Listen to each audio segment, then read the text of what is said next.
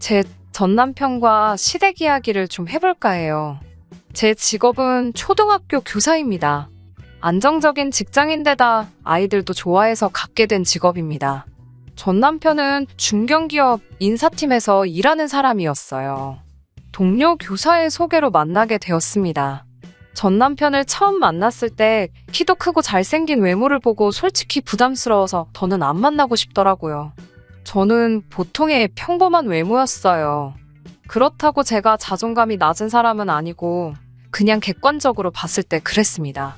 처음엔 전 남편의 연락도 밀어내고 거절하고 그랬는데 그럼에도 불구하고 계속해서 적극적으로 다가오는 전 남편의 태도에 저도 결국 조금씩 마음을 열게 되었네요.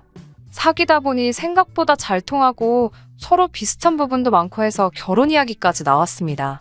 하지만 결혼 이야기가 나왔는데도 전 남편은 도통 저를 시댁에 소개시킬 생각이 없어 보였습니다. 결국 제가 먼저 전 남편에게 언제 데리고 갈 거냐고 했더니 사실은 자기가 임대 아파트에 산다면서 그래서 좀 그렇다고 하더라고요. 제가 그런 게 뭐가 중요하냐고 난 그저 당신이 어디서 어떻게 사는지가 궁금할 뿐이라고 했습니다. 저는 진심으로 전 남편이 얼마나 잘 사는지가 궁금한 게 아니라 가족 간의 분위기라고 할까요? 제 경우 친정부모님이 사이도 정말 좋으시고 제게 많은 사랑도 주셨거든요. 그래서 저는 전 남편도 그런 분위기에서 자랐는지 궁금했어요. 그리고 얼마 후 시부모님이 좋아하신다는 소고기와 과일을 사서 시댁으로 가게 되었네요. 시댁에 대한 첫 인상은 나쁘지 않았습니다. 하지만 그럼에도 불구하고 제 마음이 불편했던 이유는 어색한 분위기에서 함께 저녁 식사를 하는데 가족 모두가 외모 이야기만 했기 때문입니다. 남편이 회사 동료들 이야기를 하면서 그 원숭이 닮았다는 과장이라든가 그 멸치 같은 여직원이라는 식으로 다른 사람들의 외적인 단점을 가지고 말을 하더라고요. 그동안 저랑 사귈 때 제 앞에서 그런 식으로 얘기한 적은 없었기 때문에 좀 놀랐고 약간 실망도 했습니다. 말이라는 건 그 사람의 됨됨이를 보여주는 거울 같은 거라고 생각하거든요. 전 남편뿐만 아니라 전 시어머니도 전 신우에게 너 요즘 살찐 것 같다며 살을 빼야 한다. 여자는 외모가 경쟁력이다라며 계속 잔소리를 하셨고요. 전 신우 또한 요즘 연예인 누구가 무슨 실수를 했다더라. 그게 돈이 얼마라더라. 그런 실속 없는 이야기만 하고 있었습니다. 그나마 전 시아버지께서 별 말씀 없이 듣고만만 계시다 한마디 하신 게 남자고 여자고 나이 상관없이 자기 관리는 잘해야 된다는 거였습니다. 저도 사람인데 외모 이야기를 왜 안 하고 왜 관심이 없겠습니까? 하지만 제 입장에선 처음으로 결혼할 사람 집에 인사를 간 건데 저는 꺼다 놓은 보릿자루 마냥 두고 당신들끼리 주구장창 그런 이야기만 하니까 기분이 별로였습니다. 그래도 최대한 내색하지 않고 얌전히 있었는데 그런 저를 보시곤 전 시아버지께선 그래도 생글생글 잘 웃으니까 봐줄만하네 그러셨어요. 칭찬 같지 않은 칭찬을 듣고 기분이 정말 나빠서 사실 그때 이런 사람하고 결혼하는 게 맞나 싶긴 했지만 또 외모 이야기를 빼고는 적어도 결혼식을 올릴 때까지 저에게 직접적으로 상처 주는 말씀은 한 적이 없었습니다. 그런데 결혼식을 올리고 한두 달쯤 지나서 그때가 시어머니 생신 때였습니다. 전 시어머니가 생일상 같은 거 차릴 필요 없다고 어디 괜찮은 식당에 가서 온 가족이 밥이나 한 끼 하자고 하셔서 케이크랑 꽃다발 싸들고 갔습니다.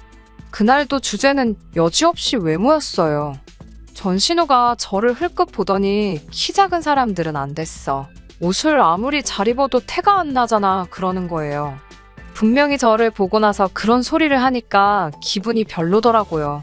그래도 설마 싶어서 따로 반응은 안 하고 속으로 신경 쓰지 말자 그러고 있는데 전 시어머니가 전 남편과 전 신우에게 그러니까 니들은 부모한테 감사해야 돼. 돈이라는 건 있다가도 없는 거지만 키랑 외모는 타고나지 않으면 안 되는 거니까 라고 하셨습니다. 이때는 솔직히 나 들으라고 하는 소리구나 하는 확신이 들었어요. 그러더니 전 신우가 절 보더니 갑자기 혼자 낄낄거리더라고요. 그래서 제가 좀 정색을 하면서 왜 절 보면서 웃으세요? 하고 물었어요. 그러자 전 신우가 한다는 말이 결혼식 때 보니까 사돈 어른들도 다 키가 작더라. 라면서 부모님이 밉지 않아? 라고 물어보더니 저한테는 대답할 틈도 안 주고는 그래도 내가 보기엔 다들 조그만해서 가족들이 너무 귀엽더라 이러는 거예요. 이게 욕이지 별게 욕인가 싶더라고요. 그런데 정작 전신우는 아주 자긴 아무것도 모른다는 표정으로 해실해실 웃으며 그러니까 더 환장하겠더라고요. 집으로 돌아오는 길에 남편한테 신우가 왜 그런 소리를 하는지 모르겠다 그러니까 귀여워서 귀엽다 그랬겠지. 혹시 너 무슨 자격지심 같은 거 있어? 이러는 거예요. 제가 어이가 없어서 무슨 자격지심? 이라고 되물으니까 자긴 제가 성격이 무던한 줄 알았는데 좀 예민한 것 같다는 거예요. 그래서 제가 만날 자기 가족들 만날 때마다 외모 이야기밖에 안 하니까 없던 자격지심도 생기겠다고 했습니다. 남편은 자기 가족이 언제 외모 이야기만 했냐면서 그리고 아무래도 요즘 세상의 외모가 경쟁력은 맞으니까 그런 거 아니겠냐고 상황을 대충 모면하려고 하더라고요. 그래도 이 정도면 제가 이혼까지는 생각 안 했을 거예요. 막상 남편도 자기 가족들하고 있을 때는 정말 정이 떨어질 정도로 똑같이 행동했는데 가족들 빼고 저랑 있으면 또 언제 그랬냐는 듯이 연애하던 시절에 그 모습으로 저한테도 엄청 잘했었거든요. 그런데 저희가 임신 준비를 하면서 진짜 사이가 틀어졌습니다. 결혼하고 신혼을 1년 정도 즐기기로 한 건 맞는데 약속한 신혼생활 1년이 지나고 날짜 맞춰 시도를 했는데도 아이가 들어서질 않더라고요. 주변에서는 급하게 생각할 거 없다고 하지만 전 시부모님이 워낙에 손자 얘기를 자주 하셔서 부담스럽기도 했고요. 그러다 얼마 전 명절에는 진짜 황당한 일을 겪었습니다. 시댁으로 모여서 저녁 식사를 마치고 이제 슬슬 집에 가려고 하는데 전 시어머니가 잠깐만 더 있다 가라고 저희를 자꾸 잡으시더라고요. 그래서 왜 그러시나 했더니 늦은 밤 모르는 손님이 한 분 오셨습니다. 알고 보니 시어머니께서 저를 진맥하신다며 한의사를 부르셨더라고요. 더 어이가 없는 건 제 진맥만 하고 남편 진맥은 안 했습니다. 한의사 선생님도 제가 황당해하는 모습을 보시곤 몹시 난처해 하셨습니다. 한의사 선생님은 몇 번 제 맥을 짚어보시더니 혹시 요즘 스트레스 받는 일이 많냐면서 마음을 편하게 가지라고 하시더군요. 요즘 세상에 스트레스 안 받고 사는 사람이 어디 있나요? 그리고 입장 바꿔놓고 시댁에서 저런 대우받고 같은 상황이었다면 그 어떤 긍정적인 사람일지라도 없던 스트레스도 생기지 않겠어요? 거기에 다른 사람도 아니고 시부모님의 신우까지 정말 온 시댁 식구가 있는 데서 맥을 짚히고 있는데 속상하고 억울했습니다. 그래서 한의사 선생님께 임신을 저 혼자 하는 것도 아닌데 왜 남편 맥은 안 잡냐고 하니까 시어머니가 어이없다는 듯이 야, 네 남편을 봐봐라. 인물 좋고 키도 크고 그런데 무슨 문제가 있겠냐? 괜히 남 탓할 생각하지 말고 저더러 관리 좀 해라. 라고 하시더군요. 며칠 뒤 저는 남편을 데리고 병원에 갔습니다. 최소한 우리 둘 다 정상인 건 확실히 확인하고 제대로 임신에 대한 계획을 세워보자고요.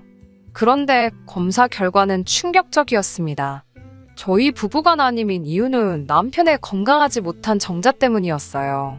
솔직히 저도 많이 실망했지만 남편은 저보다 훨씬 더 충격을 받은 눈치였어요. 저는 풀죽은 남편을 위로하며 같이 노력해보자고 했습니다. 시부모님은 그럴 리가 없다며 상황을 인정하지 않으셨지만 저는 당신들도 충격이 커서 그런 거려니 생각하고 따지지 않았습니다. 그리고 한동안 모든 사람들이 암묵적으로 합의라도 한 듯 이 일을 입에 올리지 않았습니다. 오히려 저희 둘 다 그 이후로 임신에 대해서 마음을 내려놓고 편하게 지냈습니다. 그러다 보니 서로 사이도 더 좋아지는 것 같았어요.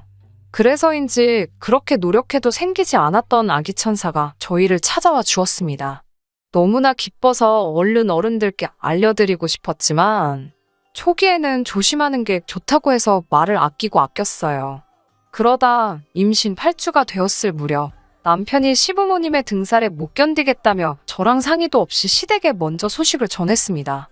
바로 시부모님이 저희 사는 집으로 찾아오시더니 역시 우리 아들이 그럴 리 없다며 이럴 줄 알았다고 의사놈들이 돌팔이지 그동안 고생 많았다며 남편 등을 두드려 주시더라고요.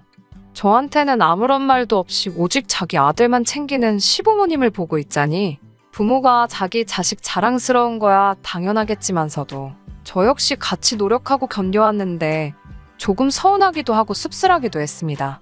임신 소식을 전하고 얼마 지나지 않아 시아버지 생신이 돌아왔어요. 몸도 안 좋고 또 병원에서도 안정을 취하는 게 중요하다고 했기 때문에 집에 있고 싶었습니다. 하지만 전 시어머니와 전 신우가 제 임신도 축하할 겸 온 가족이 모이려고 만든 자리인데 주인공 중에 한 명이 빠지면 어떡하냐고 그냥 잠깐 얼굴이라도 비추고 가라고 하더라고요. 그래서 어쩔 수 없이 시댁에 갔는데 도착한 지 얼마 되지 않아 배가 아프더니 하혈이 시작되었어요.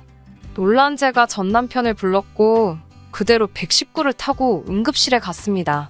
절망적이게도 자연유산이었습니다. 불행 중 다행이라고 해야 할지 수술은 필요 없다고 해서 병원에서 몇 시간 안정을 찾다가 그냥 집으로 돌아왔어요. 그런데 이튿날 집으로 찾아오신 전 시부모님은 저에게 괜찮냐고 한마디 물어보시기는커녕 그러니까 진작에 몸 관리 좀 제대로 하지 그랬냐며 이게 다 제가 비만이라서 유산이 된 거라고 하시더군요. 비만이라니? 저는 살면서 한 번도 평균 체중을 벗어난 적이 없는데 말이에요. 이 사람들이 무슨 말을 하는 건가 하고 생각하고 있던 중에 이어진 그 다음 나온 말은 제가 비만이라는 말보다 훨씬 더 충격적이었습니다. 아니, 남편이 멀쩡한 씨앗을 넣어줬는데 왜 저 뱃속에 들어가니까 죽어버리냐는 거예요. 밭이 비좁으니 그랬던 거 아니겠냐고. 며느리 고를 때 너무 신경을 안 썼다며 아이고 내 팔자야 하면서 저를 앞에 두고 신세한탄을 하고 있더군요. 그 말을 듣는데 소름이 끼치고 눈물이 펑펑 쏟아지더라고요. 더 서러운 건 전 시부모님이 저한테 이렇게 막말을 하는 동안 전 남편은 한숨만 푹푹 쉴 뿐 하다못해 그만하라는 말 한마디도 안 하고 있었습니다. 한바탕 난리를 치고 전 시부모님은 댁으로 돌아가셨고 부모님이 자리를 비우고 나서야 전 남편은 저에게 미안하다고 사과를 했습니다. 나이든 양반들이 얼마나 속이 상하면 저러겠냐고 저더러 이해하라면서요. 하지만 그런 사과가 제 귀에 들어올 리 만무했습니다. 저는 당신 이 부실에서 이렇게 된 걸 왜 내 탓만 하시냐며 진짜 억울하다고 했습니다. 마음이 많이 상해 있던 터라 그냥 그 상황에서 저 힘내라고 다독여주기만 했어도 끝날 일이었을 텐데 제가 유산해서 예민한 건 알겠지만 제가 뚱뚱한 건 사실이지 않냐면서 제가 비만이라 유산한 걸 가지고 왜 그게 내가 부실해서 그런 거냐고 왜 자꾸 자기 탓을 하냐고 그러더라고요. 분명히 병원에서 당신 정자가 좋지 않다고 한 거 기억 안 나냐 하니까 하지만 결국엔 제가 임신하지 않았냐면서 그러니까 자기는 아무 문제가 없는 거라고 하더군요. 그러면서 그냥 내일 대충 몸 추스리면 일단 시댁에 가서 무릎 꿇고 죄송하다고 사과를 드리라고 했습니다. 그 말을 듣는데 이 인간이 아주 단단히 미쳤구나 싶었어요. 떠난 아이한테는 미안하지만 이런 인간의 아이를 낳을 뻔했다는 생각만 해도 소름이 끼쳤습니다. 결국 이 일로 저희 부부관계는 완전히 틀어져 버렸고 저는 전 남편에게 이혼을 요구했습니다. 그제서야 전 남편은 제가 이렇게까지 상처받고 스트레스 받는 줄 몰랐다며 서로 같이 한 번 더 노력해보자고 제 마음을 설득하려 들었습니다.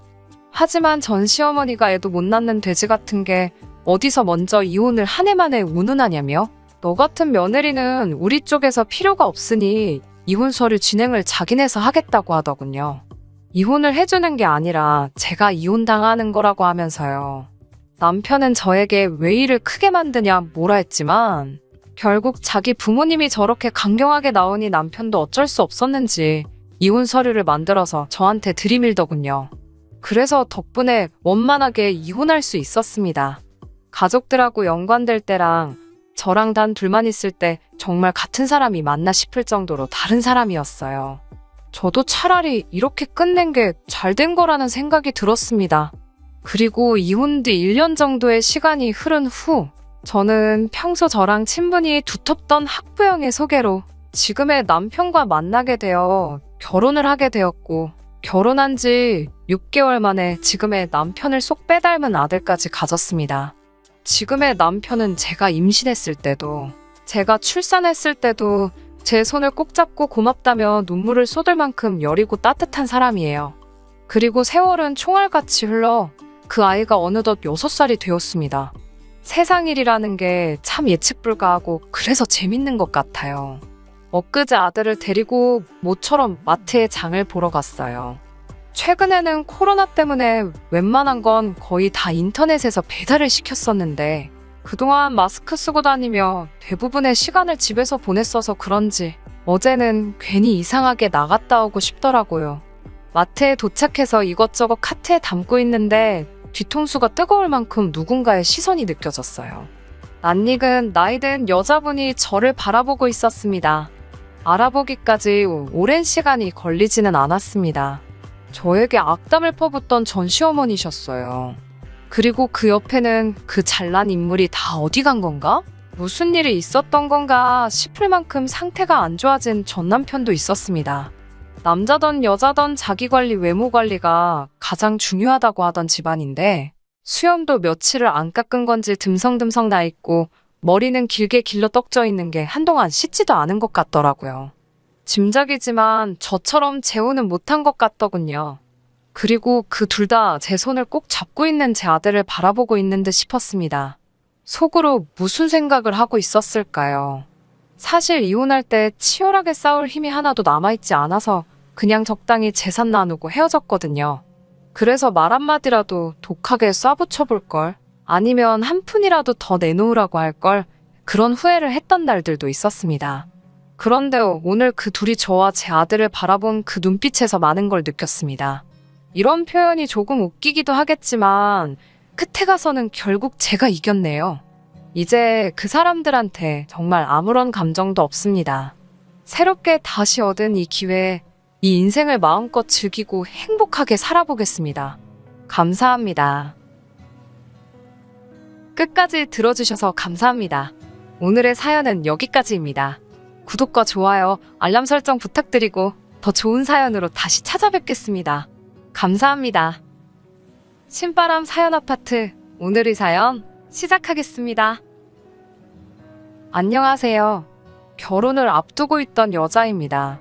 저와 결혼할 남자친구와는 동갑이고 5년 긴 시간 동안 연애를 해왔습니다. 사실 처음 남자친구를 알게 된 건 그보다도 훨씬 일찍이에요. 재수학원에서 처음 만나게 되었고 그때도 같은 대학교를 목표로 하고 있는 저와 남자친구 둘 다 서로에게 관심이 있었는데 연애한다고 공부를 미뤄둘 수는 없어서 결국 만남까지 성사가 되지는 않았어요. 저는 재수해서 바로 제가 원하던 대학에 갈 수 있었고 재수에 실패한 남자친구는 좋은 대학 들어가고 싶은 욕심에 1년 더해서 삼수까지 했습니다. 어쨌든 남자친구는 결국 보란듯이 저와 같은 대학에 들어오게 되었고 그때도 서로 자주 시간을 보냈지만 군대가 걸려 있어서 연애까지 발전하지는 못했습니다. 그리고 남자친구가 전역을 하고 난 뒤에는 저는 졸업반이었고 남자친구는 아직 2학년이었어요. 저는 그때 따로 만나던 남자친구가 있었는데 결국 지금의 남자친구와 이어지게 되었네요. 군대에 가버리면 저를 놓칠 수도 있을 것 같다는 생각에 저 때문에 억지로 군대를 미루고 미루다가 입대했다고 나중에서야 털어놓더라고요. 그런데 덕분에 복학 시기도 제대로 맞추지 못해서 남자친구는 입학도 늦었는데 졸업도 애매하게 늦게 했어요. 먼저 졸업한 저는 졸업 후 1년 뒤에 취직에 성공했고 그 뒤부터는 연애를 하면서 남자친구 취업 뒷바라지를 해줬어요. 결국 남자친구는 대학교를 졸업하고 얼마 전 원하는 직장에도 들어가게 되었습니다. 저랑 같이 있기 위해 노력한 결과라고. 다 제가 있는 덕분에 원하던 대학에도 들어갔고 원하던 직장에도 들어가게 되었으니 제가 행운의 여신이나 마찬가지라고 말하며 프로포즈를 해왔습니다. 직장도 안정적이고 급여가 좋은 회사였고 남자친구 말대로 저랑 함께하기 위해 이렇게 노력을 해온 사람이니 결혼하면 저도 분명 행복하게 해줄 거라는 생각에 프로포즈에 응했어요. 그런데 프로포즈 받은 행복도 잠시. 결혼 준비하면서 이런저런 일 때문에 답답해 이렇게 사연 적어봤습니다. 예비 시부모님 처음 인사드리러 간 날이었어요. 외식을 하면 좋았겠지만 또다시 코로나가 유행을 하면서 방역수칙이 깐깐해져서 예비 시부모님 집에서 만남을 가졌습니다. 식사가 끝나고 어색한 분위기가 이어지는 가운데 텔레비전에서 요즘 하고 있는 사극 재방송이 나오더라고요. 낯가림 때문에 어색했던 상황인지라 다들 텔레비전만 보면서 시간 보내고 있었는데 아버님께서 저것 좀 보라고 여자가 탐욕스러우니 자식이 아버지 알기를 우습게 알고 형제끼리 칼부림을 하는 게 아니겠냐는 말을 하면서 예로부터 여자가 져줘야지 평화롭고 남자가 잘 된다는 이야기를 하시더라고요. 암탉이 울면 집이 무너진다는 말이 괜히 있는 게 아니라고 하면서 엄청 재밌는 말을 하신 것 마냥 혼자 껄껄 웃으셨어요. 안 그래도 어색한 자리였는데 그 말씀에 분위기까지 이상해지고 아버님께서는 누구에게라도 자기의 뜻을 동의를 받아야 했는지 어머님 옆구리를 발로 쿡쿡 찌르면서 내 말이 맞지? 하고 재차 확인을 하시더라고요. 어머님께서는 마지못해 그렇다고 해주셨고요. 아무리 자리가 어색한 상황이었다고 할지라도 그래도 첫 만남인데 구태여 저한테 저런 말씀을 하시는지 이해가 안 됐습니다. 그렇다고 제가 남자친구 잡을 듯이 하는 행동 한 번 한 적도 없고 티낸 적도 없는데 말이에요. 일부러 저러시나? 혹시 벌써부터 제 길을 누르시려고 그러나? 그런 생각이 들었습니다. 그래도 제가 할 말은 다 하고 사는 성격인데 아무렴 기분 나쁜 말을 들었다고 할지라도 예비 시아버지 되실 분인데 아버님 재미없는 농담에 말대꾸는 하지 않았지만 그래도 동의도 하지 않고 그냥 가만히 앉아 있었습니다. 남자친구는 나중에 저한테 그때 왜 그랬냐, 뭐가 문제냐 하면서 자기 부모님이 신경 써줘서 초대한 식사 자리인데 그렇게 똥 씹은 표정하고 있을 필요는 없지 않았느냐고 답답해하며 화를 냈습니다. 아버님 말도 말이지만 그런 식으로 나오는 남자친구 반응도 섭섭하더라고요. 그래서 저도 솔직히 첫 만남인데 저런 말씀 하시니 나도 좀 서운했다고 따졌더니 그게 뭐가 서운할 일이냐고 어른이 분위기 좀 어떻게 해보려 꺼낸 말인데 누가 농담 가지고 서운해하냐고 하는 겁니다. 오히려 대화가 멈추고 어색해진 상황에서 예비 며느리 될 제가 애교도 부리고 하면서 분위기를 띄웠어야 하는 거 아니었냐고 하더라고요. 얼마나 제가 거기서 불편한 티를 팍팍 냈으면 집안에서 가장어른인 아버님이 그런 서투른 농담까지 했겠냐고요. 시댁이라고 벌써부터 그렇게 날 세우면 안 된다고 하는 거예요. 제가 성격상 낯도 많이 가리는 편이기도 하고 사실상 유학생활까지 하면서 가장 어려웠던 게 어른을 상대하거나 하는 일이었습니다. 경험이 많지 않아서 그런 자리에서 제가 제대로 행동하지 못한 부분은 인정합니다. 그런데 아버님이 꺼낸 말은 분위기 전환을 위한 농담이라고 생각되지 않았어요. 그리고 아무리 제가 며느리 될 자식벌 같은 존재일지라도 그 자리에서 제가 애교 부리며 분위기를 전환시켜야 된다는 건 아무래도 이해가 가지 않았습니다. 하지만 남자친구 말대로 아버님이 아기를 가지고 한 말이 아니라는 해명을 듣기도 했고 저도 불편한 기색을 숨기지 못한 잘못이 있었기 때문에 그날 일은 그냥 제 마음속에 묻어두기로 했습니다. 그런데 정말 어이가 없는 일이 처음 뵌 날 얼마 지나지 않아서 일어나고 말았어요. 결혼 준비를 하면서 결혼식장이나 기타 여러 가지들도 중요하지만 가장 중요한 건 아무래도 살 곳 아니겠어요? 저와 남자친구도 결혼하고 나서 살 집에 대해서 여러 가지 의견도 나누고 부동산도 다니면서 정말 서울 이곳저곳에 집이란 집은 다 알아보고 다니던 중이었습니다. 뭐든지 장점만 가지고 있는 집은 정말 찾기 힘들더라고요. 비교적 신축의 집값까지 적당한 곳은 위치가 참 애매해서 대중교통 타기도 번거롭고 회사에서도 멀었고요. 반대로 위치가 마음에 드는 곳은 마음에 드는 만큼 아파트가 구축이기도 하고 주차장 문제도 있었어요. 모든 걸 다 만족시켜줄 만한 집은 가격이 문제였고요. 신혼집 구하게 되면서 예비시댁에서도 어느 정도의 지원금을 마련해 주셨고 대출도 당연히 받을 계획이지만 10억이 넘어가는 집을 구할 방법은 없어 보였습니다. 결국 후보는 두 군데로 좁혀지게 되었어요. 출퇴근 위치도 좋고 재개발 예정지이긴 하지만 작은 집을 구하느냐 아니면 서울 근교 서부권이나 동부권 신도시에서 시작을 하느냐로요. 집을 알아보는 동안 마침 남자친구가 지내고 있던 월세 자취방이 계약이 끝나게 되면서 제가 전세로 살고 있는 원룸의 거실이 딸린 자취방으로 들어와 함께 지내고 있었습니다.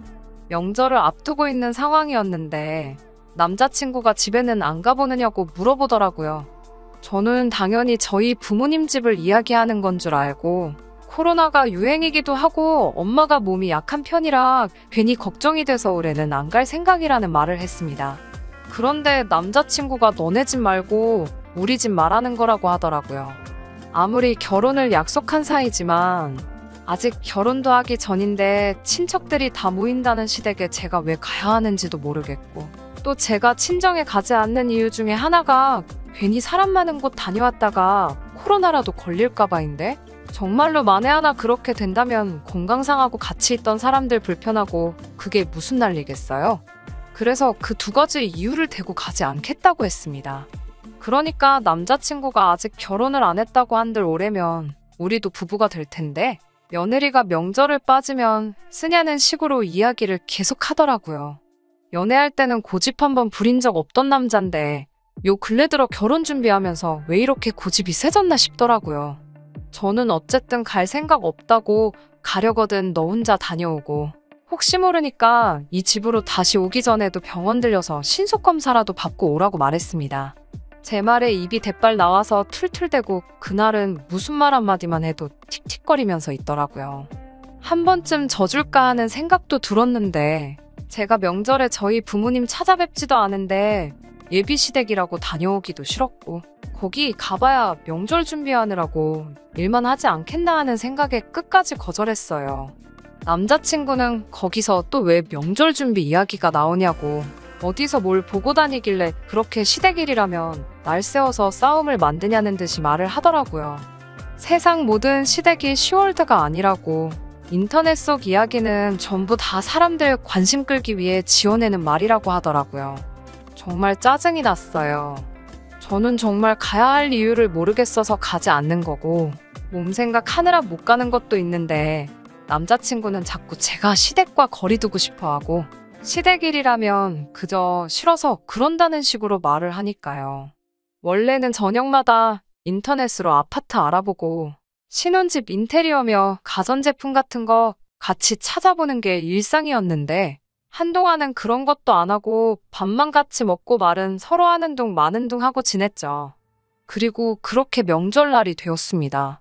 그렇게 시댁에 가야 한다고 노래 부르던 남자친구도 정작 명절 연휴 시작됐는데도 집에 그대로 있더라고요.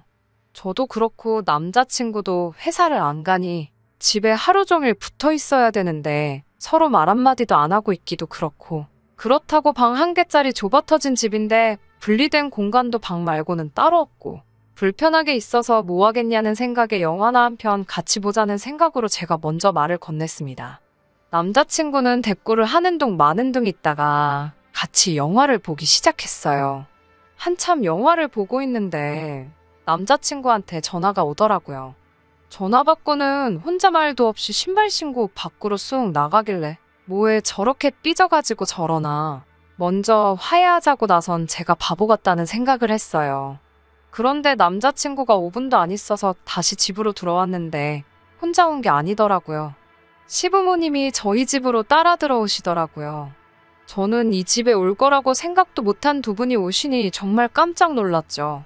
웬일로 오셨냐고 쭈뼛거리면서 서 있었는데, 아버님이 나서서는 우리 예쁜 며느리가 시댁 오는 거 힘들다고 해서 이렇게 본인들이 직접 왔다고 하시더라고요.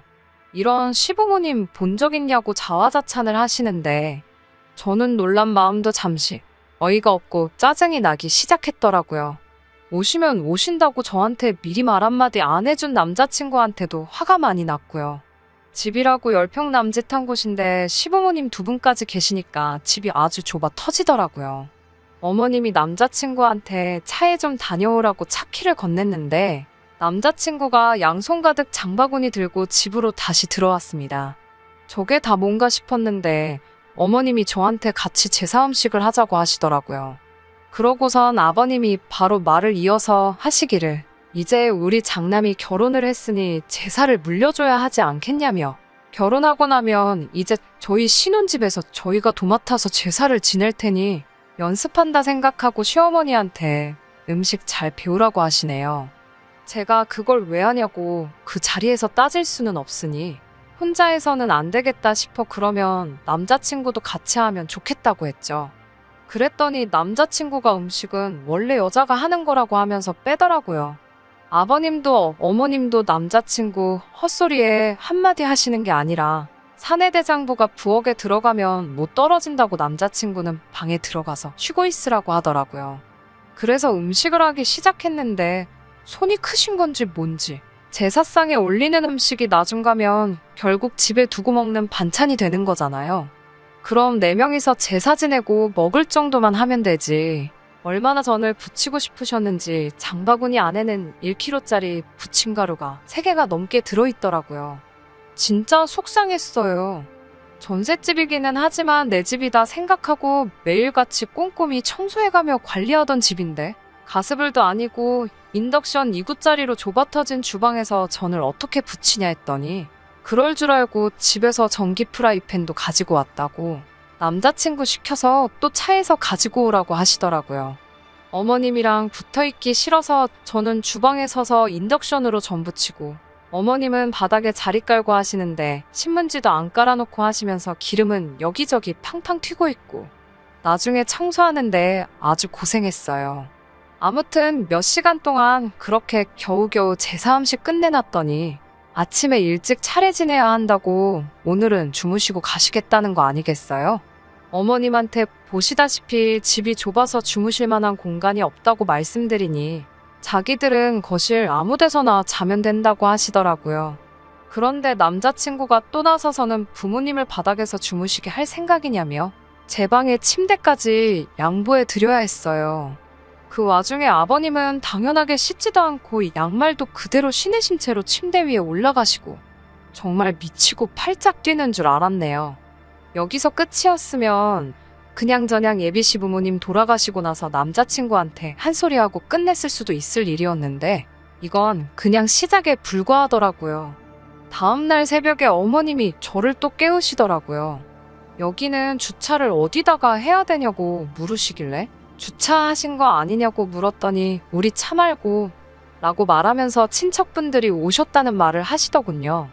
친척들이라니 무슨 소린가 했는데 저희 집에서 차례 지낸다고 시댁 친척들을 여기로 다 부르셨다고 하십니다. 그 소리에 이건 또 무슨 일인가 싶어서 또 표정 관리를 못했나 봐요. 그랬더니 아버님이 옆에서 저한테 겸사겸사 우리 예비 며느리 소개도 하고 자랑도 하고 싶으셨다고 결혼하기 전에 친척들한테 얼굴 한 번씩 비추고 인사 한 번 드려야 되는데 겸사겸사 한 번에 하게 되었으니 저한테는 번거로울 것 없어 좋은 일 아니겠냐고 이렇게 며느리 챙겨주는 시부모가 또 어디 있겠냐며 노스레를 떠는데 솔직히 예비 시부모님만 아니었으면 진짜 주먹이라도 나갈 뻔했어요. 그 시점부터 정말 온갖 시댁 친척들이 하나둘씩 집 안으로 들어오는데 써있을 자리도 없을 정도로 정신이 없더라고요. 차례 끝나고 나니 상 차려놓고 밥 먹을 자리는 안 나오니까 전날에 정말 그렇게 많이 부친 전들 다 비닐봉지에 담아서 한 봉지씩 손에 쥐어주고 보내는데 정작 전 부친 건 거의 저 혼자 다 한 것 같은데 저희가 먹을 건 하나도 없었습니다. 남편은 그 와중에 친척형들하고 술 한잔 마시고 온다고 밖으로 나가고 십수명의 사람들이 휩쓸고 간 저희 집은 엉망이 되었는데 치울 생각하니 한숨조차 안 나오더라고요. 그리고 혼자 신나서 술 잔뜩 처먹고 온 남자친구하고 정말 대판 싸웠어요. 이 좁아터진 집에 그 많은 사람을 부를 생각을 다 하냐고 결혼 전이라 시댁 안 간다는 말에 삐져가지고는 무슨 사람 먹이려고 어디 작정하고 버린 일이냐고 10년을 알아오고 5년간 연애한 그 사람하고 똑같은 사람이 맞냐 사람이 갑자기 변한 거냐 아니면 여태껏 본성을 숨겼던 거냐 정말 파혼까지 할 기세로 속에 담아두었던 말 전부 다 꺼내서 했습니다. 파혼 이야기까지 오가기 시작하니 그제서야 남자친구가 무릎을 꿇고 저한테 빌더군요. 시부모님 말이 여태껏 자기가 저를 쫓아다녔다는 사실에 결혼하면 주도권은 저한테 있겠다 뭐 이런 말씀을 하셨다나요. 그래서 일부러 더 세게 나왔다고 합니다. 본심은 아니었다고요. 여태껏 제가 알던 사람으로 돌아올 테니 한 번만 용서해달라고 빌더라고요. 그놈의 정 때문인지 정말 자초지종 처음부터 끝까지 설명하고 싹싹 비는 모습에 마음이 약해져서 사과를 받아줬습니다. 그냥 받은 건 아니에요. 시부모님이 그렇게 나오셨다는 사실이 신경이 쓰였고 주도권 이야기로 뒤에서 남자친구를 조종했다는 사실은 용서가 되지 않았어요. 어차피 결혼하면 시부모님하고 사는 거 아니니까 적당히 할 도리만 하고 거리 두고 지내면 된다고 생각했죠. 얼마나 아니란 생각이었는지 참 후회가 되네요. 결혼하면 제사 물려받을 생각 없다. 혼인신고는 곧바로 하지 않고 지켜보다가 정말 약속들을 지키고 있는 것 같으면 그때 가서 하겠다고요. 당연히 시댁에 방문하는 건 남자친구 혼자서만 하기로 약속받았고, 신혼집의 경우에는 남자친구의 명의로 해주되 제가 모은 돈이나 친정지원금 한 푼 들이지 않기로 했어요. 친정지원금은 제가 따로 가지고 있다가 혼인신고 올리고 나면 그때가 돼서 남아있는 대출금을 갚든 어떻게든 집에 관련된 자금으로 쓸 테니 명의도 그때 가서 공동명의로 바꾸자고 했지요. 그렇게 폭풍 같은 날이 지나고 남자친구도 다시 원래 모습으로 돌아온 듯 했고, 그 이후로는 예비 시부모님과도 적당히 거리 두고 지내며 결혼 준비 관련된 부분에서만 전화로 이야기한다던가 하는 식으로 지내고 있었습니다. 그리고 결국 파혼하게 되었어요. 바로 얼마 전 이야기입니다. 남자친구가 그때쯤부터 약간 정신 빠져 있고 넉나간 사람처럼 지내고 있었어요. 평소랑 다른 모습에 걱정이 돼서 무슨 일 있냐고 물어봐도 아무 일 없다고만 대답하고 잠깐 괜찮은 척 하고 나서는 다시 또 축 처져 있더라고요. 안 좋은 일이 있겠다는 건 짐작하고 있었는데 이런 일인지는 상상도 못했네요. 휴일날이었는데 시부모님이 또 연락도 없이 저희 집으로 찾아오셨더라고요. 남자친구한테 무슨 일이냐고 따져 물을 새도 없이 들이닥치셔서는 저보고 돈을 내놓으라고 하시는 거예요. 갑자기 돈을 내놓으라니 무슨 일인가 싶었죠. 남자친구는 안색이 창백해져 있고 그제서야 모든 사실을 제게 말해주더라고요. 남자친구가 시댁에서 집 구하라고 지원해준 돈과 자기가 결혼자금으로 모아놓은 돈을 코인과 주식으로 날려먹었다고 합니다. 반토막이 났으면 차라리 괜찮았을 거예요. 그냥 그 돈이 전부 휴지 조각이 되어버렸다고 하더군요. 저도 정신이 아찔해져서 이게 무슨 일인가 정신이 없어 있는데 아버님이 여자 잘못 들여가지고 아주 집안 꼴을 말아먹는다고 성질을 부리시더라고요. 그게 왜 저 때문이냐고 하니까 남자친구가 하는 말이 가관이었습니다. 제가 좁은 집이 싫다고 했고 집을 자기 혼자서 구하라고 했다고 말하면서 그것 때문에 자기가 주식과 코인에 손을 댄 거 아니겠냐고, 따지고 보면 전부 다 제 잘못이라고 하는 거예요. 아버님도 한술 더 떠서 처음 봤을 때 자기가 말한 거 기억 안 나냐고, 여자가 탐욕적이라서 이 사단이 난 거 아니겠냐고 저한테 호통을 치시더라고요. 이래서 여자 말 듣지 말라고, 집안은 남자가 주도권을 잡아야 사는 거 아니겠냐고 하면서 내 욕심 때문에 이렇게 된 거, 당연히 우리는 우리 아들하고 저를 결혼시킬 생각 없고 너 때문에 큰 돈을 날렸으니 그 돈을 저보고 보상을 하라고 하는 거예요. 어이가 없어서 진짜. 그동안은 예비 시부모님이라 말을 아꼈지만 제가 먼저 파혼 이야기 꺼내기 전에 결혼시킬 생각 없다고 하셨으니 이제 예비 시부모님이 아니라 그냥 남이잖아요. 저도 더 이상 참을 거 없다고 생각해서 한마디 던졌습니다. 주제도 모르고 결혼을 해준다니 안 해준다니 말하지 말라고요. 그동안 제가 그쪽 아들 이끌어줘서 대학도 가고 좋은데 취직도 한 거 아니겠냐고, 알고 봤더니 아주 근본부터 못 써먹을 놈이었는데 그래도 어떻게 사람 구실하게 만들어놨더니 부모가 나서서 애를 다시 모질이 천치로 만들어 놓은 거 아니냐고. 그리고 저는 좁은 집에 살기 싫다고 한 적도 없고 이 좁아터진 원룸에 온 식구들 다 초대해서 그 소리 나오게 한 거 다 아줌마 아저씨 잘못 아니냐고 따졌어요. 자식 농사 잘못 지은 걸 왜 내 탓으로 하냐고.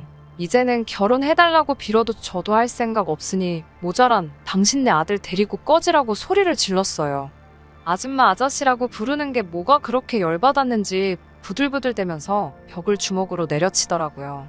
언성이 높아지고 하다 보니 이웃의 신고로 경찰까지 출동하고 아주 난리도 아니었습니다.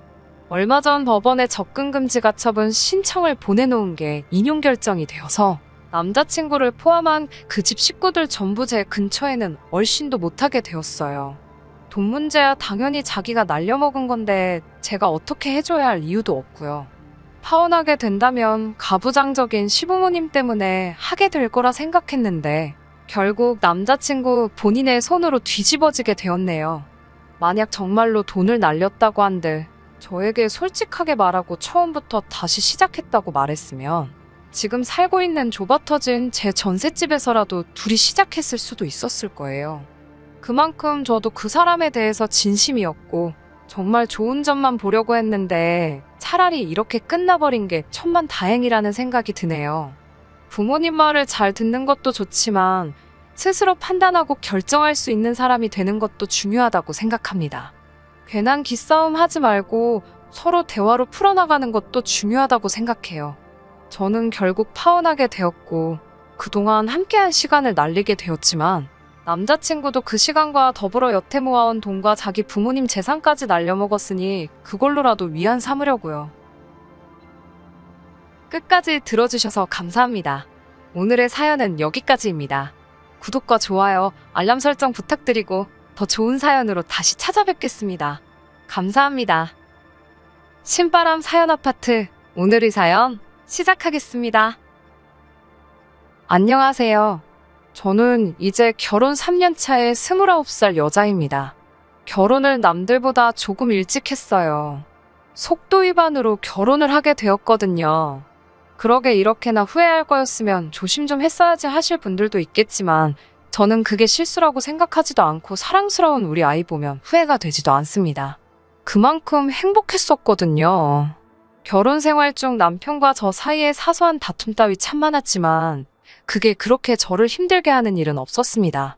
시부모님들은 했던 말 잘 안 지키고 공수표 남발하시는 게 조금 있기는 하지만 심성이 나쁜 분들은 아니라고 생각했었습니다. 처음에는 했던 말 바꾸시거나 그런 말 한 적 없다고 잡아떼시는 모습이 저를 당황스럽게 만들긴 했지만 점차 시간이 지나면서 어느 정도 적응이 되다 보니 익숙해지고 두 분이 그저 아들 부부한테 잘 해주시고 싶은데 상황이 여의치 않아서 그냥 말뿐일지라도 이렇게 하시는 거구나 하고 받아들이기로 했었습니다. 똑같은 손주가 태어나는데 그게 아들인지 딸인지 무슨 차이가 있나 싶지만 시부모님, 특히 아버님께서 뱃속에 있는 아이가 아들 손주라는 사실에 엄청나게 좋아하셨어요. 기분 낸다는 식으로 산후조리는 시부모님께서 책임져 주신다고 호언장담을 해줬기에 저도 그렇게 알고 있었습니다. 그때는 그게 그냥 지나가는 말로 하신 건 줄은 상상도 못했죠. 그런 것도 모르고 남들처럼 임신기간 중에 유명한 산후조리원들을 알아보고 있었습니다. 남편이 알아보면서 여기저기 보여주며 여기는 연예인 누가, 재벌가 누가 산후조리 한 곳이라며 2주에 2천만 원이 넘는 곳을 보여주기도 했어요. 이왕 내주신다는데 제일 비싼 곳에서 받으라고요. 조리원 인맥이 평생 간다는 이야기를 들어서 저도 당연히 욕심이 생기긴 했지만 인생에서 길어봐야 2주 정도 머무는 곳인데 그런 거금을 주고 지내야 하나? 남들 받는 평범한 곳에서 남들 내는 만큼 내고 지내는 게 과연 그렇게 큰 차이가 있겠나도 싶고 조리원 인맥이라는 게 진짜 있기는 한 건가 의구심도 들었어요. 무엇보다 아무리 제 돈 주고 머무는 게 아니라고 할지라도 무슨 유명한 해외 관광지 호텔보다도 비싼 비용을 내면서 하루 지내는 게 제 마음이 편할까 하는 생각을 하니 엄두가 나질 않더라고요. 그래서 최대한 이것저것 비교해보며 마음에 드는 합리적인 곳을 찾아 골라 예약을 했습니다. 시간이 지나서 아이가 태어났고 아이 태어나고 병원에서 3일 정도 있다가 곧바로 시어머니 카드 들고 가서 예약해둔 산후조리원에 가서 결제를 했어요. 전신케어 같은 추가 서비스를 포함하고 조리원 측에서도 이것저것 할인해주기는 했는데 2주치를 일시불로 긁고 나니 300만 원 돈이 나오더라고요. 조금 부담스러운 액수기는 했지만 시부모님께서 기꺼이 아들 손주 위에 내주시겠다고 호언장담을 했으니 문제 없을 거라고 생각했어요. 그런데 그 액수를 확인하신 건지 바로 전화가 오더라고요. 엄청 당황하신 말투로 카드로 300만 원이 빠져나갔는데 이게 뭔 돈이냐고 아는 거 있냐고 하시더라고요. 어머님 딴에는 이게 무슨 사기 같은 거 당한 건가 생각이 드셨나 봐요. 그게 아니고요. 어머님 하고 어머님 진정부터 시켜드리고 지금 저희 예약해놓은 조리원 와 있다고 어머님께서 신경 써주셔서 덕분에 정말 좋고 마음에 드는 곳으로 예약했다고 정말 너무나 감사하다고 몇 번 말씀드렸지요. 그런데 이게 조리원 결제대금이라는 걸 인지하자마자 어머님은 목소리부터 바뀌더니 저보고 정신머리가 있는 거냐고 하면서 욕을 하기 시작했습니다.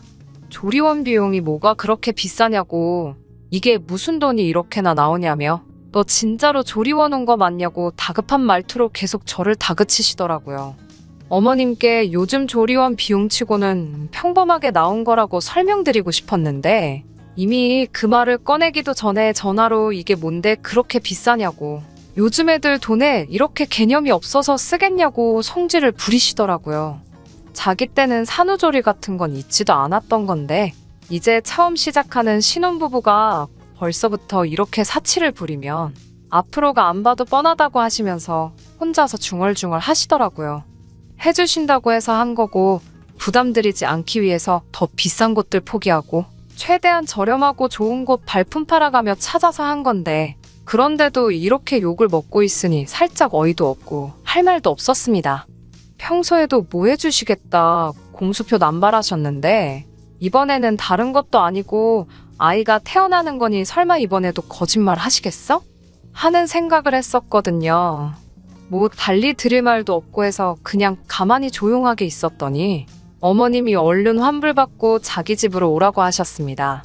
산후조리 그거 반값에 본인이 해주신다고 돈 그런 데다 버리지 말고 자기한테 그 밥만 줘도 조리원 뺨치게 도와주겠다고 하시더라고요. 아니 산후조리비 본인이 해주신다고 했으면서 본인이 해줄 테니 돈을 내놓으라는 건 또 무슨 소리며. 그리고 솔직히 아무리 정말 정성을 다해 저를 돌봐주신다고 한들 산후조리를 세상 어느 며느리가 시댁에서 받고 싶겠어요? 어머님께는 이 조리원 예약한 지도 벌써 반년이 넘어가고 그렇게 저희가 단순 변심으로 환불 요청을 할 수도 없다고 예약금 걸어놓은 것도 있고 공실라면 이쪽에도 손해기 때문에 깐깐하다고 아무래도 환불은 안 될 것 같다고 말씀드렸지요. 그러니까 또 저랑 통화 중인 건 안중에도 없으신지 혼잣말로 계속 중얼거리시더라고요. 아무래도 며느리를 잘못 들인 것 같다는 둥 아들 낳아준다고 칭찬해줬더니 기고만장해진 건가? 이러면서요. 제가 어머님한테 무슨 말씀을 하시는 거냐고 물었는데도 제 질문은 듣는 둥 마는 둥 계속 혼자서 이 상황 저 상황 말도 안 되는 상상을 해가면서 제가 마치 정신 빠진 며느리고 우리 아들은 여자복도 없다느니 하면서 저를 완전 이상한 사람으로 만들어 드라마를 쓰고 계시더라고요. 어이가 없어서 가만히 있는데 보호자로 따라 나온 친정엄마가 제가 전화통화하면서 표정이 굳어있는 걸 보니 옆에서 저를 쿡쿡 찌르시면서 무슨 일이냐고 계속 물어보시고 계셨어요. 그런데 통화가 계속되면서 원성이 높아지니 전화기 너머로 소리가 조금 새어나갔는지 친정엄마도 시어머니가 지금 전화기 너머로 조리원 비용이 너무 많다고 저를 나무라고 있는 상황을 다 알게 되셨습니다. 어머니가 통화하고 있는 제 전화기 뺏어가지고 사부인 내 딸 산후조리비는 내가 할 테니 환불을 받으라던지 정신 빠진 며느리라는 그런 말씀은 이제 그만하시죠 하고 말하셨어요. 막상 어머님도 대화 상대가 저에서 사돈인 친정엄마로 넘어가니 불편하기는 했었는가 봐요. 그런 게 아니고 그런 게 아니라 이러면서 현재 상황을 변명을 하시다가 그러면 일주일은 시어머니가 일주일은 친정엄마가 하는 식으로 서로 반반씩 부담하는 게 어떻겠냐고 제안을 하시더라고요. 친정엄마는 씩씩대면서 전화를 끊어버리셨고 말이 안 통하네 안 통해 하면서 저한테서 시어머니 카드 뺏어가시고는 그 길로 창구로 가지고 가서 시어머니 카드로 결제된 금액 전액을 환불 요청을 하셨습니다. 그리고 나서 다시 친정엄마 카드를 가지고 전액 새로 결제를 하고 오셨어요. 친정엄마가 결제하러 가신 상황에 잠깐 혼자 있었는데 몸은 또 왜 이렇게 아프고 힘든 건가 갑자기 서러워져서 눈물이 나더라고요. 뭐 얼마나 큰 거 해주셨다고 제가 출산한 지 일주일도 안 돼서 시부모님께 이런 욕을 먹고 있어야 하는가 싶고 그 와중에 우리 친정엄마까지 휘말려서 스트레스 받아야만 하나 싶더라고요. 결제 마치고 오신 엄마가 울고 있는 저를 보고 들어와서 위로해 주셨는데 서러운 건 여전했어요. 퇴근하고 조리원으로 온 남편을 보니까 낮에 있던 일이 생각나서 열불이 나더라고요. 남편은 여기 예약한 지가 벌써 반년 가까이 되었는데 그때까지 얼마 정도 나가는지 미리 시부모님께 말 한마디 한 적 없었냐고요. 미리 얼마 정도 된다 말 한마디라도 해드렸으면 비싸면 비싸다. 더 싼 곳이 있는지 한번 찾아봐라 등등 생각해두신 예산에 맞춰서 의견 조율을 했었다면 오늘 일 같은 건 일어나지도 않을 일 아니냐고 따졌어요. 그리고 300만 원짜리 산후조리원을 가도 이 정도인데 남편 말대로 제가 연예인들이나 강남 사모님들 간다는 2주에 몇 천만 원 하는 곳으로 갔으면 아주 산후조리고 뭐고 피바람이 불었겠다고 차라리 그때 그런 곳에서 받으란 말을 하지나 말지. 왜 너까지 시부모님 마냥 공수표를 날렸냐고 한마디 했어요. 그리고 어머님은 대체 왜 그러신 거냐고 누가 해달란 것도 아니고 본인들께서 해주시겠다고 반년 동안 그렇게 생색을 냈으면서 결국 돈 때문에 친정엄마 앞에서 창피하게 이게 무슨 일이냐고요. 친정부모님이 시댁에서 제가 이런 푸대접 받고 지낸다는 거 알리고 싶어서 그런 거냐고요. 시댁 형편이 넉넉한 편이 아니라는 건 이미 알고 있었지만 노후 준비도 다 되어 있으시고 살고 계시는 곳도 대출 하나도 남아있지 않고 자가로 살고 계십니다. 사실 요즘 같은 세상에 그 정도면 중산층 아닌가요? 아버님 은퇴하시면서 가계 수입이 줄긴 했다지만 연금 받으며 생활하고 계시고 어머님도 일을 하고 계시니 생활비도 모자라지도 않아요. 그런데도 저희 결혼할 때부터 양가에서 지출해야 하는 비용 문제로 이런저런 말들이 많았었거든요. 결혼할 때 양가에서 지원금을 5천씩 똑같이 받았습니다. 남편보다 제가 모아놓은 돈이 훨씬 많아서 제가 7천을 가져왔고 남편이 3천을 가져왔어요. 결혼 비용에서 제가 훨씬 더 많은 돈을 지출하게 되었지만 크게 신경 쓰지 않았습니다. 왜냐하면 저는 출산 예정일 3개월 전부터 회사를 그만둘 계획이었고 아이가 어느 정도 자랄 때까지는 육아에 집중하려고 했었거든요. 그러면 남편 혼자 한동안 외벌이를 하게 될 테니 당장 제가 결혼할 때 더 많은 비용을 낸다고 하더라도 오히려 그러는 편이 더 균형이 맞는 게 아닌가 하는 생각을 했었거든요. 아무튼 그때도 사실 친정엄마께서는 그래도 자식 결혼하는 건데 사돈이 조금 짜신 것 같다며 실망하신 눈치였어요. 이제 새 출발하는 아이들의 결혼하고 얼마 안 있어서 아이도 태어날 텐데 대출 끼고 집 구하게 하는 건 아니지 않냐며 상황이 되면 좀 더 도와주실 수 있는 부분이 아니냐 하셨었거든요. 그리고 친정부모님이 여력이 되시는 만큼 돈을 더 해주시겠다고 했는데 저는 남편과 제가 모아둔 돈이 차이가 있다고 할지라도 결혼지원금에서 양가 부모님이 내주시는 부분은 차이가 있으면 아무리 제가 출산 후 육아에 집중하는 전업주부가 된다고 해도 남편이 기가 죽지는 않을까. 그리고 우리 쪽에서만 결혼 비용으로 더 큰 돈을 지출한다면 불공평한 결혼을 했다는 생각을 갖고 살게 되지는 않을까 걱정이 돼서 제가 거절했었습니다. 우리끼리도 할 수 있다고 말이에요. 조리원 사건 이후로는 제가 상처받은 게 크기는 했지만 그렇다고 돈 300만 원 때문에 시댁하고 연을 끊는다거나 하지는 않았습니다. 아이 태어나기 전 배부를 때도 시간 날 때마다 가서 인사드리고 출산 앞두고 회사 그만두었을 때는 일주일에 한 번씩은 꼭 전화드려서 안부도 물었어요. 출산 후에도 마음 상하게 한 그 일 최대한 잊어버리려 노력하고 아이 때문에 자주 찾아뵙지는 않았지만 전화를 자주 드렸습니다.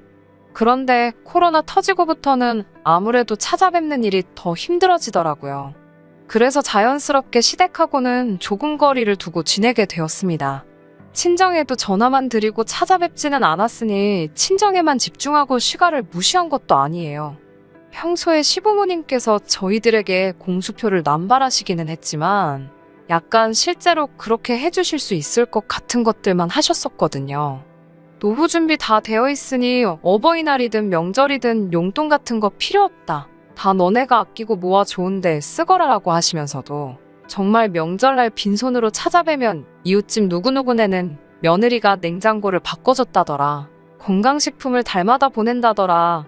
뭐 이런 식으로 말을 꺼내신다던가 그런 사소한 것들이요. 그런데 최근 얼마 전부터는 누가 물어보지도 않았는데 먼저 저희 결혼할 때 남들 집 안 해줘서 미안하다. 뭐 이런 말을 꺼내시면서 몇 년 뒤부터는 어디서 돈이 들어올 수도 있으니까 그때 돈을 좀 보태줄 테니 더 좋은 집으로 이사가거라 이런 말을 매번 만날 때마다 꺼내시네요. 아버님은 시어머니가 말씀하시면 옆에서 추임새만 넣고 계시다가 한마디씩 보태는 정도고 늘 시어머니가 먼저 이야기를 꺼냅니다.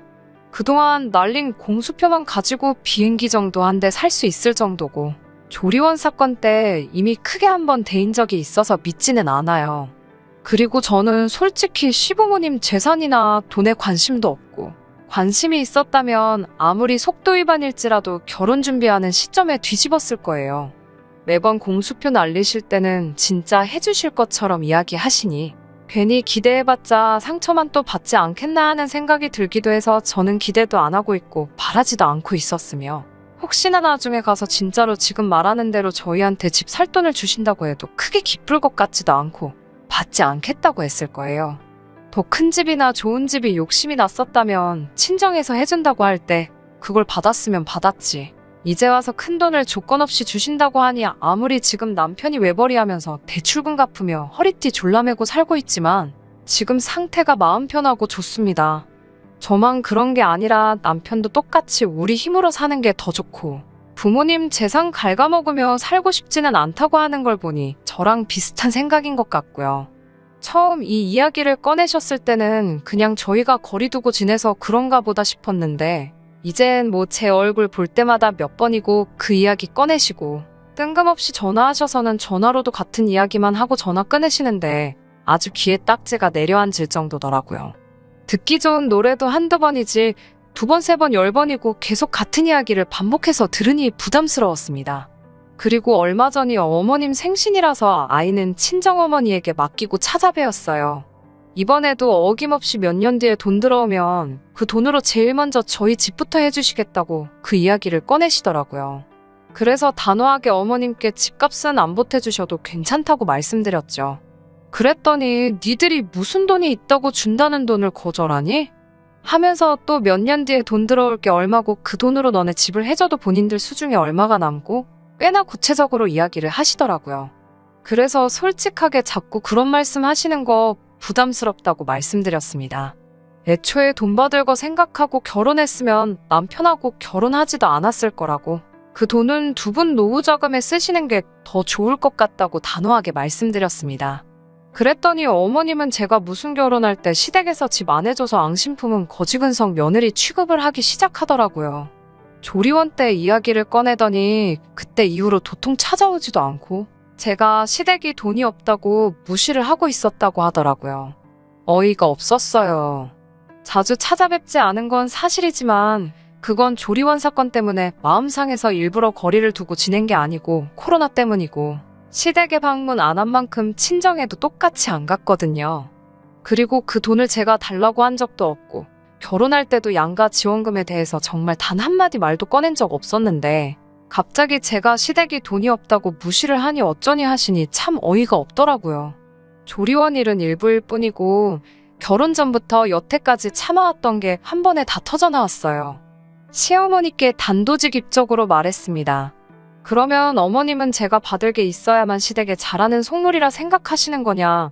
여태껏 해주신 거 없어도 이렇게 잘하고 있는 저희를 왜 나쁜 사람 만드시는 거냐고 한마디 했죠. 그러니까 어머님이 이번에는 어느 집 며느리는 해외여행도 보내주고 뭘 해줬다더라, 이런다더라 저런다더라 저랑 비교질을 하면서 성질을 부리시더라고요. 아버님도 대놓고 내색은 안 하지만 어머님 말씀 거들면서 자기 아는 누구누구네는 차도 외제차 멋들어진 걸로 바꿔줬다더라 또 추임새를 넣고 계셨고요. 없던 일 지원해서 저를 거지근성 가득한 며느리로 만드는 가운데 다른 집 며느리들이랑 비교까지 하고 있으니 더 참을 수가 없더라고요. 그래서 그냥 에라 모르겠다 하고 저도 속에 없는 이야기까지 꺼내서 터뜨려버렸습니다. 그 집 며느리들은 시댁에서 집 해줬는가 보죠. 저희도 그럼 집 지금 해주시라고. 그러면 저희가 차도 바꿔드리고 냉장고도 바꿔드리고 이것저것 다 해드린다고요. 그리고 지나간 이야기지만 그동안 조리원이며 기타 등등 공수표 날리신 것도 전부 다 해달라고요. 몇 년 뒤에 주실 거면 줄 수 있을 때 말씀하시라고. 어머님이야말로 진짜로 줄지 안 줄지도 모르는 걸 믿기 삼아 그동안 저희한테 효도받으려는 속셈 아니냐고. 어차피 지금 당장 돈 나가는 거 없으니까 그때까지 저희 보고 알아서 잘 하라는 말씀이신가요? 그거야말로 진짜 속물인 거 아닌가요? 하고 한마디 했습니다. 그리고 원래는 받을 생각 없었는데 어차피 거지근성 며느리 된 김에 주신다고 한 건 받아야겠다고 몇 년 뒤에 그 돈 생기면 그때 연락하시라고 했어요. 어머님이 원하시는 대로 받은 만큼 효도하는 며느리 되겠다고요. 그 돈 주시기 전까지는 저희도 받은 게 없으니 효도는 못하겠고 다음에 또 찾아뵙는 건 그 돈 받고 나서가 되겠네요 하고 말하고 남편 데리고 나와 집으로 그냥 돌아왔습니다. 그리고 그 뒤로는 시부모님도 저한테 질린 건지 연락 한 번 없고요. 남편하고는 따로 연락을 하는지 모르겠지만 물어보면 자기한테도 그 어떤 연락도 하지 않으신다고 하네요. 남편은 중간에서 사실 아무 잘못도 없는데 새우등 터진 게 아닌가 하는 생각에 남편 보면 가끔 안쓰럽고 마음이 안 좋을 때도 있습니다. 저희는 사실 시부모님 연락을 기다리고 있어요. 뭐 안 주셔도 되고 바라지도 않아요. 그냥 저희 진심만 알아주시면 좋겠는데 계속 끝까지 자기들이 아무것도 못해줘서 저희가 효도를 안 한다는 자격지심 속에 살고 계신다면 저희도 억지로 기분 맞춰서 해드리는 효도를 해드릴 수 없고 그 효도 받으시는 시부모님 마음도 만족스럽지 않을 거란 생각에 두 분 생각이 바뀌기만을 기다리며 이렇게 계속 거리를 두고 지내게 되겠지요. 언젠가는 두 분이 저희의 진심을 알아주실 거라 믿으면서 이렇게 오늘도 시부모님의 연락을 기다리며 사연 줄이도록 하겠습니다. 끝까지 들어주셔서 감사합니다. 오늘의 사연은 여기까지입니다. 구독과 좋아요, 알람 설정 부탁드리고 더 좋은 사연으로 다시 찾아뵙겠습니다. 감사합니다.